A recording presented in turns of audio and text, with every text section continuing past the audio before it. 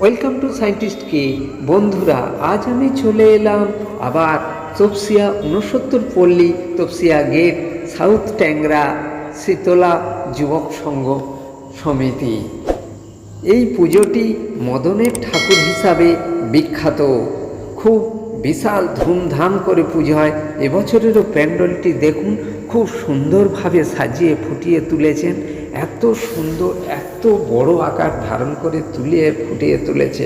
কিন্তু এই সম্পূর্ণ প্যান্ডেলটি দেখুন, পুরো ডাব যে খায় প্লাস্টিকের পাইপ দিয়ে, সেই পাইপ নানান ধরনের কাজে কেটে কেটে তৈরি করা হয়েছে। এই প্যান্ডেলটিকে সম্পূর্ণ সাজানো হয়েছে এবং সোলার দিয়ে গণেশ, সরস্বতী, লক্ষ্মী সব কিছু ঠাকুর দেয়ালের গায়ে শিব সাজানো হয়েছে। এবং প্যান্ডেলটা অপূর্বভাবে ওই পাইপ দিয়ে দিয়ে পুরো প্যান্ডেলটা সম্পূর্ণ ফুটিয়ে তুলেছেন। কারুকার্য, হাতের কাজ এত সুন্দরভাবে সাজিয়ে তুলেছে, ফুটে উঠেছে, না দেখলে চিন্তা করা যাবে না।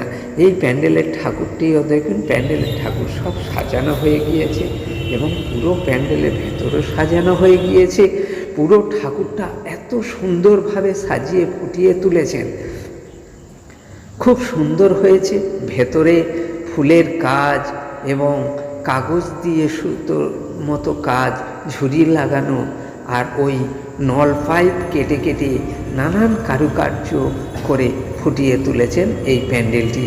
এই প্যান্ডেলটি প্লাস্টিক নলের নানান কালার দিয়ে ফুটিয়ে তুলেছেন এবং পুরো দেয়ালটাও, এই ঠাকুরটিও খুব সুন্দরভাবে সাজানো হয়েছে। ঠাকুরের পেছনে একটি মন্দির তৈরি করা হয়েছে।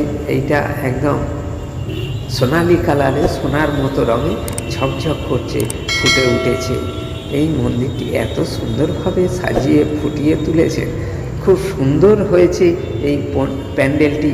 এবং সুতো কাজ এবং প্লাস্টিক পাইপের কাজ নানান ধরনের হয়েছে। আরও প্রচুর ঠাকুর আপনাদেরকে দেখাবো। আপনারা আমার সঙ্গে থাকুন এবং একটি লাইক করে আমার সঙ্গে থাকবেন এবং এই পুজোগুলো ভালোভাবে আপনারা দেখবেন, খুব সুন্দর লাগবে। ধন্যবাদ। জয় হিন্দ, বন্দে মাতরম।